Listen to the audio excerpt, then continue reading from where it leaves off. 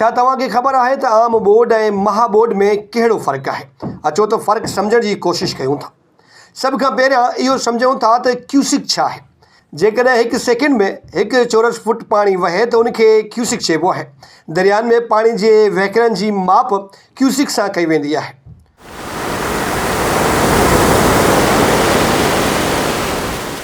Board जी माप कीअं कजे? दरिया में पाणी वहिकरनि जो मिक़दार केतिरो आहे, उन बुनियाद ते बोर्ड जो काथो लॻायो वञे थो। सिंध जे हदनि में सिंधु दरिया ते गुड्डूअ पहिरीं बिराज आहे। जेकॾहिं उते 2.5 लख क्यूसिक पाणी अचे थो त उनखे नंढी बोर्ड, 4.5 लख ताईं पाणी अचे त विचोली बोर्ड, पाणी वहिकरा जेकॾहिं 5 लख खां वधी ऐं 9 लख क्यूसिक ताईं पहुचनि त उनखे महाबोर्ड सम्झो वञे थो। कोटड़ी ऐं गुड्डू में घणे भाङे साॻी सूरत हाल रहंदी आहे, पर सखर बिराज वटि 50,000 क्यूसिक वधीक पाणी अचे त उनखे नंढी, विचोली ऐं महाबोर्ड डिक्लेयर कंदा आहिनि। हाणे सवाल इहो आहे त पंजाब सिंधु दरिया में केतिरो पाणी छोड़ करे सघे थो? पंजाब खे मिठड़कोट वटि 8 लख क्यूसिक पाणी छोड़ करणो आहे। उनखां वधीक पाणी छोड़ थींदो त पंजनंद बिराज बर्दाश्त न कंदो ऐं उनखे नुक़सानु पहुचण जो ख़दशो थी सघे थो। पंजाब जे मुख़्तलिफ़ हंधनि ते बचाबंद टोड़ण जो मक़सदु इहो आहे त पंजनंद वटि पाणी वहिकरा 8 लख क्यूसिक ताईं पहुचनि।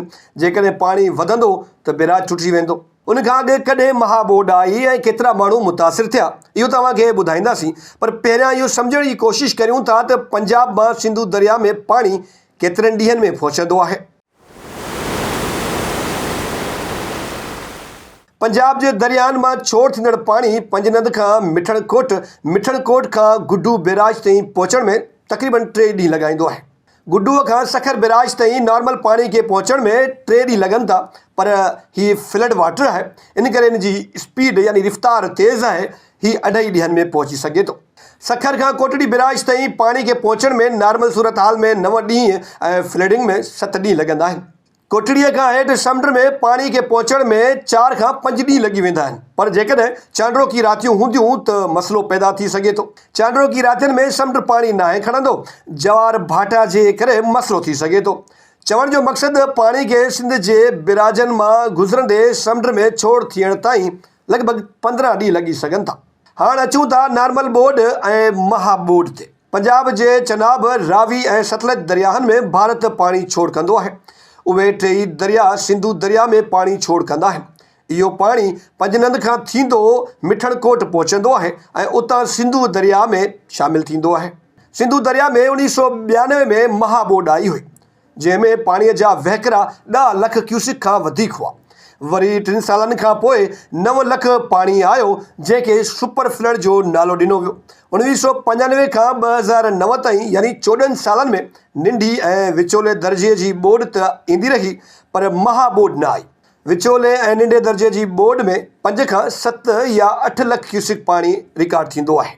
2010 में महाबोर्ड आई, जंहिंमें 11 लख खां वधीक पाणी पहुतो, जंहिंखे मुल्की सतह जी बदतरीन बोर्ड बेक़रार ॾिनो। उनखां अॻु सिंधु दरिया में वॾे में वॾी बोर्ड 1956 जी लेखी वेंदी हुई। उन साल 10 लख क्यूसिक खां वधीक पाणी दरिया में आयो हो।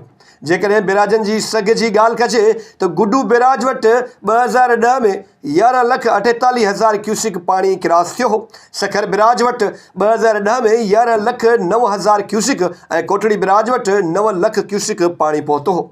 पाणी वहिकरण सबबि कंहिं बि बिराज खे न टोड़ियो वियो, न वरी नुक़सान जा अंग अखर जारी कया विया।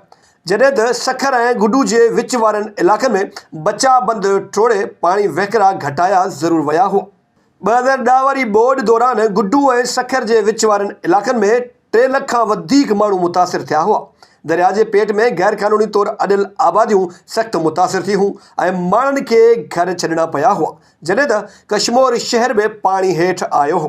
हाणे अव्हां जे ज़हन में सवालु ईंदो हूंदो त मौजूदा सूरत हाल में सिंध ते केतिरो फ़र्क़ु पवंदो। पाणी माहिर तौरु आपाशी खाते जा इंजीनियर्स ॿुधाइनि था त सिंधु दरिया में 7 खां 7.5 लख क्यूसिक पाणी अचण जो इम्कानु आहे, जंहिंखे नॉर्मल बोर्ड चई सघिजे थो, पर इहा महाबोर्ड न हूंदी। माहिरनि मूजिबि पाणी वहिकरनि खे समुंड ताईं पहुचण में 15 खां 17 ॾींहं लॻी वेंदा। इन अरसे में कुझु इलाइक़ा मुतासिर थी सघनि था। उतां जे माण्हुनि खे अॻुवाट अलर्ट जारी करे महफ़ूज़ हंधनि ॾांहुं मुंतक़िल थियण जी हिदायत पिणु कई वई आहे।